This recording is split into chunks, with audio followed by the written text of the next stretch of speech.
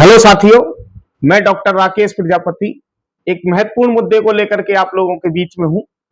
पहले एक छोटी सी वीडियो है, 1 मिनट की, जरा एक वीडियो देख लें। उसके बाद मैं आप लोगों के बहुत महत्वपूर्ण बात रखने जा रहा हूं। एक बार वीडियो को जरूर पूरा देखिए। क्यों ले रहे हैं मोदी साहब? श्रेय नहीं ले रहे हैं, श्रेय ले रहे हैं देश के वैज्ञानिक। ओए बड़वे, ओए ओए उग्रवादी, श्रेय ले रहे हैं। ए उग्रवादी, बोलने नहीं दूंगा कभी खड़ा होगा, ये बता रहा हूं। ए उग्रवादी कटवे सर, ये जो श्रेय अगर जाता है तो देश के प्रधानमंत्री को जाता है। जी प्लीज, ये आतंकवादी है, उग्रवादी है, ये मुल्ला आतंकवादी है। इसलिए सर अभी मैं बताना चाहता हूँ, अधीर रंजन जी अभी शोर मचा रहे थे, लिस्ट पढ़ रहे थे। उस लिस्ट में अधीर रंजन जी जब लिस्ट पढ़ रहे थे 1975 से लेकर अभी तक, इसकी बात करते रहना थी। बाहर देखो इस मुल्ले को, अभी रोज पढ़ रहे थे सर। इस वीडियो को देख करके आपको लगा होगा कि ये बोलने वाला जो व्यक्ति है, ये जो आदमी बोल रहा है, वो कोई गुंडा है। आपको लग रहा होगा शायद कोई गुंडा है, कोई मवाली है, या कोई छिछोरा व्यक्ति है, या कोई आम पागल इंसान है। पता नहीं, आपको शायद ऐसा लग रहा होगा, लेकिन ये व्यक्ति कोई असाधारण व्यक्ति नहीं, कोई आम व्यक्ति नहीं। ये एक भारतीय जनता पार्टी का सांसद है, जिसका नाम है रमेश विधुड़ी। दिल्ली से है ये रमेश विधुड़ी, और इनकी भाषा शैली आपने सुन ली होगी, इनके द्वारा दिए गए वाक्य को आपने सुन लिया होगा। ये व्यक्ति आज किस तरीके के भाषा शैली इसने यूज की है, और वो भी कहां यूज की है, और किसके लिए यूज की है, किसके लिए प्रयोग की गई है, कहां यूज की गई है, और किसके द्वारा प्रयोग की गई है, मैं आज इस बात को लेकर के आप लोगों के बीच में हूं।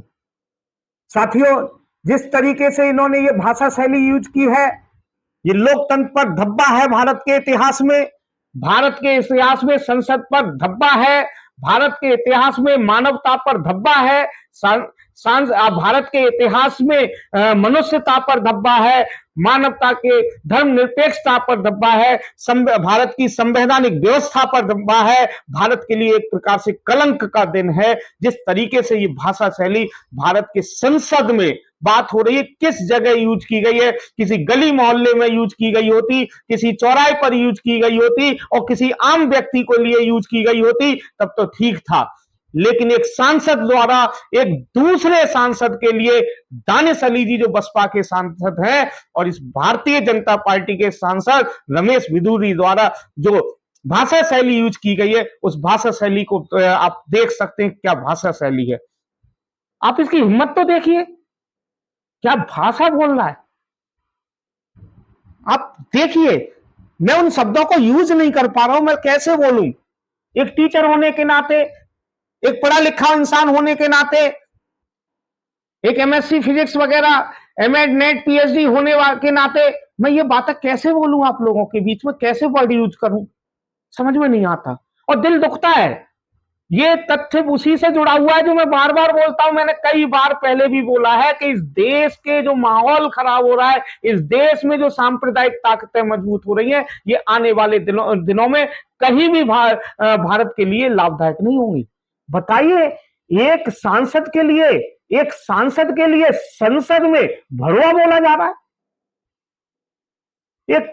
एक सांसद के लिए मुल्ला बोला जा रहा है, एक सांसद के लिए उग्रवादी बोला जा रहा है, एक सांसद के लिए कटुआ बोला जा रहा है, एक सांसद के लिए आतंकवादी बोला जा रहा है, एक सांसद के लिए मुल्ले बोला जा रहा है। ये किस तरीके का भारतीय संसद में हो रहा है। और दुख की बात यह है, अफसोस की बात यह है कि भारतीय जनता पार्टी के सैकड़ों सांसद उस लोकसभा में बैठे हुए हैं। माननीय गृह मंत्री जी बैठे हुए हैं, माननीय जेपी नड्डा जी भारतीय जनता पार्टी के अध्यक्ष बैठे हुए हैं, और पीछे पूर्व स्वास्थ्य मंत्री हर्षवर्धन जी लगातार हंसते हुए दिखाई दे रहे हैं। यहां तक कि भारतीय जनता पार्टी के किसी भी एक सांसद ने रमेश विधुड़ी को नहीं टोका कि यह भाषा शैली ठीक नहीं है, असंसदीय भाषा शैली है। और जो स्पीकर की सीट पर बैठे हुए थे, मैंने परसों सुन रहा था कि कैसे भी करके एक सांसद जी बोल रहे थे तो उन्होंने धोखा दिया है, इस वर्ड को भी पर उन्होंने ऐतराज किया कि यह असंसदीय शब्द है। धोखा, धोखा शब्द असंसदीय है, लेकिन मुल्ला शब्द असंसदीय नहीं है, उग्रवादी शब्द असंसदीय नहीं है, कटुआ शब्द असंसदीय नहीं है, आतंकवादी शब्द असंसदीय नहीं है, भड़वा शब्द असंसदीय नहीं है, वो भी एक सांसद के लिए। इस देश में जो नफरतों के बीज बोए जा रहे हैं वो कहीं भी इस देश के लिए लाभदायक नहीं होंगे, ये बात मैं बार बार कहता हूं। मैंने 2-3 एग्जाम्पल दिए हैं, वो एग्जाम्पल भी आज देना चाहूंगा, जरूर सुनिए, पूरी वीडियो जरूर सुनिए, क्योंकि जो माहौल खराब हो रहा है इस देश का, आप भी पछताएंगे कि आप लोगों ने, सब लोग पछताएंगे इस देश के, क्योंकि इस देश में मैंने बार बार कहा है एक दिन क्रांति आएगी अगर यही स्थिति रही तो। अब वो क्रांति में किसका नुकसान होगा ये फैसला बाद का होगा, लेकिन नुकसान होगा, खून की नदियां जरूर बहेंगी अगर कोई क्रांति आई है। ऐसा कभी नहीं हुआ कि कोई क्रांति आई हो देश में खून की नदियां ना बही हो, चाहे वो रामायण का युद्ध हो, चाहे वो महाभारत का युद्ध हो, चाहे प्रथम विश्व युद्ध हो, चाहे द्वितीय विश्व युद्ध हो। साथियों बताइए, वहां पर जेपी नड्डा जी बैठे हुए हैं, हर्षवर्धन जी बैठे हुए हैं, और भाजपा के सैकड़ों सांसद बैठे हुए, किसी भी एक सांसद ने उठ करके ये नहीं कहा, खड़े होकर के ये नहीं कहा, रमेश बिधूड़ी ये आप क्या भाषा बोल रहे हैं, इससे क्या संदेश जाएगा देश के अंदर। इस देश के अंदर 22 करोड़ मुसलमान रहते हैं, क्या 22 करोड़ मुसलमानों के साथ या मानवता को शर्मसार करने वाली ये घटना नहीं है।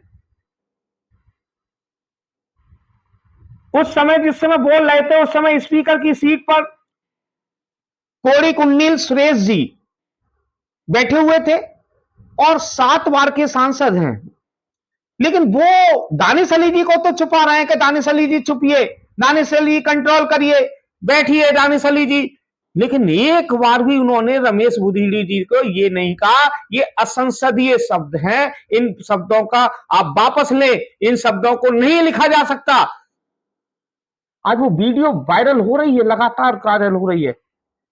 ये तो महाभारत की तरह हो गया कि महाभारत में द्रौपदी का चीरहरण हो रहा था और कौरव और पांडव बैठे हुए थे, कौरव और पांडव बैठे हुए थे। ठीक उसी तरीके से भारत के संसद में हुआ है, ये भारत के संसद में हुआ है कि रमेश बिधूड़ी जी दानिश अली को चीरहरण कर रहे थे। अकेले दानिश अली का नहीं, इस देश के 22 करोड़ लोगों को और धर्मनिरपेक्षता वाले लोगों को का चीरहरण हुआ, और कौरव और पांडव यानी कि बीजेपी के सांसद और जो विपक्ष में बैठे हुए सांसद वो भी मौन दर्शक बने हुए थे, और उसका परिणाम क्या हुआ था, महाभारत का युद्ध हुआ था। ये कोई दूत सभा की तरह है, आज का घटना को मैं दूत सभा की तरह लेता हूं, क्योंकि प्रत्येक मुल्ले को आतंकवादी कहना कि मुल्ला है बैठ जाए आतंकवादी है तो उग्रवादी है, एक सांसद है, वो मनोनीत सांसद है, उस सांसद के लिए मुल्ला कह करके और आतंकवादी कहना क्या है। ये मैं आपको बता रहा हूं, भारत के इतिहास का ये महाभारत का वो दूत सभा साबित होगा, जिसमें आज दुशासन का कार्य किया है, रमेश बिधूड़ी जी ने दुशासन का कार्य किया है। आखिर ये किस तरीके की भाषा शैली थी। मानते हैं किसी आतंकवादी को आतंकवादी कहिए, कोई मुस्लिम आतंकवादी है उसको आतंकवादी कहिए, उग्रवादी कहिए, मुल्ला कहिए, बट एक देश के चुने हुए प्रतिनिधि को जो 6 लाख वोट लेकर के आया हो, उस व्यक्ति को आप क्या कह रहे हैं, मुल्ला है, आतंकवादी है। मैंने आप लोगों को कई बार पहले भी उदाहरण दिए। हद तो ये हो गई, ये कोड़ीकुंडील सुरेश जी जो वैसे तो कांग्रेस पार्टी के हैं, केरल से आते हैं, केरल के कार्यकारी अध्यक्ष भी हैं कांग्रेस के, और बड़े से सदस्य हैं, 7 बार के सांसद हैं। उन्होंने एक बार भी नहीं रोका रमेश बिधूड़ी जी को कि ये क्या भाषा यूज कर रहे हो। एक बार बोलते तब भी ठीक था, 10 बार शब्दों का प्रयोग किया है, 10 बार। कैसे गिन लीजिएगा, वीडियो दोबारा सुन लीजिए। चाहे तो दोबारा सुनिएगा प्ले करके। 10 बार बोला है, क्या बोला है? 1 बार भड़वा, 4 बार उग्रवादी, 1 बार कटुआ, 2 बार मुल्ले, 2 बार आतंकवादी। टोटल 10 बार बोला और 1 बार भी ये नहीं टोका गया किसी भाजपा सांसद द्वारा, जेपी नड्डा द्वारा, अमित शाह द्वारा या अन्य भाजपा के सांसद हर्षवर्धन के पीछे बैठ करके हंस रहे थे, उनके द्वारा 1 बार भी नहीं टोका गया कि ये क्या बोल रहे हो, क्या भाषा यूज कर रहे हो। मैंने 2-3 एग्जाम्पल पहले भी दिए हैं कि एक बार एक बच्चा अपनी मां के साथ जाता है एक दुकान पर, और दुकान बाई चांस वो मुस्लिम की होती है, और 6-7 साल का बच्चा अपनी मां से ये कहता है जब वो कपड़े दिखाने लगते हैं, मम्मी ये तो मुसलमान की दुकान है, आप इसने कपड़े खरीदोगी। तो सोचिए इस देश में किस नफरतों के बीज बोए जा रहे हैं। एक एग्जाम्पल और दिया, एक एग्जाम्पल नहीं और एक उदाहरण और भी दिया था जो वास्तविक घटना है, ये कोई भी घटना वैसी नहीं है, मेरे साथ ही अभी घटित हुई परसों। अभी मोहम्मद सिराज वनडे इंटरनेशनल में कौन फर्स्ट पोजीशन पर गए, आपको पता है एशिया कप में जबरदस्त प्रदर्शन किया था उन्होंने, फाइनल में 6 विकेट लिए मोहम्मद सिराज। तो मैं बता रहा था बच्चों को कि मोहम्मद सिराज इंटरनेशनल में अंतरराष्ट्रीय रैंकिंग में, वनडे रैंकिंग में फर्स्ट स्थान पर पहुंच गए। तो एक बच्चा कहता है कि सर ये तो मुसलमान है। सोचिए इस देश के छोटे छोटे बच्चों पर क्या लाद रहे हैं हम, क्या लाद रहे हैं, कहां ले जा रहे हैं उन लोगों को, किस दिशा में वो बच्चे जा रहे हैं। आप उन्हें मानव बम बना रहे हैं। अगर आप घर में हिंदू मुसलमान की बात कर रहे हैं, हिंदू मुसलमान की नफरत की बात कर रहे हैं, चाहे वो मुस्लिम समुदाय के हो, चाहे सिख ईसाई के हो, चाहे यहूदी हो, पारसी हो, बौद्ध हो, कोई भी हो, अगर एक धर्म के प्रति नफरत अपने बच्चों में पैदा कर रहे हैं तो निश्चित रूप से आप उनको मानव बम और सांप्रदायिक में ढकेलने का काम कर रहे हैं, ये ध्यान रखिएगा। और मैं इसीलिए बार बार निवेदन करता हूं कि अपने बच्चों को किसी दूसरे के प्रति नफरत मत फैलाइए, मानवतावाद सिखाइए। मानव धर्म से सबसे बढ़िया धर्म मानवतावाद है, मानवतावाद से बड़ा कोई धर्म नहीं। एक उदाहरण और मैंने दिया कि एक मेरे मित्र बताते हैं कि 2 बच्चे आपस में बात करते हुए जा रहे थे, 2 दाढ़ी लगाए हुए, चूंकि हमारे मुस्लिम कल्चर में ये है, उनकी संस्कृति में है कि लंबी दाढ़ी रखते हैं, तो 2 लंबी दाढ़ी रखे हुए जा रहे थे, वो काले कपड़े थोड़े पहन लिए, तो उन्होंने काला कपड़ा डाल लिया था ऊपर से। तो 2 बच्चे कहते हुए जा रहे हैं देखो आतंकवादी जा रहे हैं। आज वही घटना देश के सर्वोच्च संस्था जिसे हम भारत का दिल कहते हैं, जान कहते हैं, जहां पर हमारे नियम कानून सब बनते हैं, जहां से देश चलता है, वहां पर हो गई। एक सांसद के लिए दूसरा सांसद मुल्ला आतंकवादी कह रहा है, ये मुल्ला आतंकवादी है। क्या मतलब है, क्या मतलब है? वही हो गई ना, वही में जो बच्चों का, मैं एग्जाम्पल आज नहीं दे रहा हूं, ये एग्जाम्पल पहले भी दे चुके हैं, जो मेरे लोग मेरे से जुड़े हुए हैं वो जानते हैं।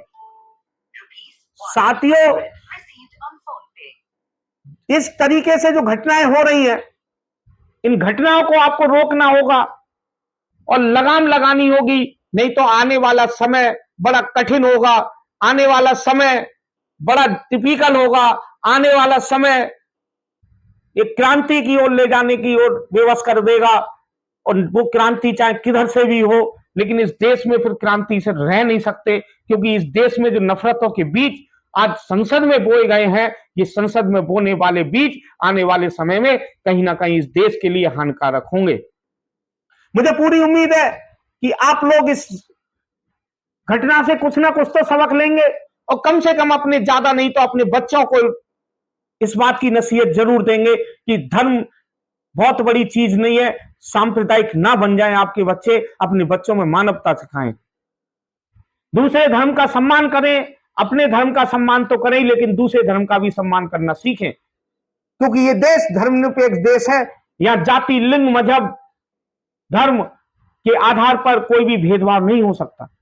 अगर कोई व्यक्ति जाति, लिंग, मजहब के आधार पर, धर्म के आधार पर भेदभाव कर रहा है तो वह असंवैधानिक है। आज जिस तरीके से संविधान की धज्जियां उड़ाई गई हैं संसद में, जिस तरीके से रमेश बिधूड़ी ने भारत के संविधान की धज्जियां उड़ाई हैं, आप लोगों की प्रतिक्रिया क्या है? प्रतिक्रिया जरूर दें, क्योंकि आपकी प्रतिक्रिया ही मायने रखेगी कि आप क्या सोचते हैं।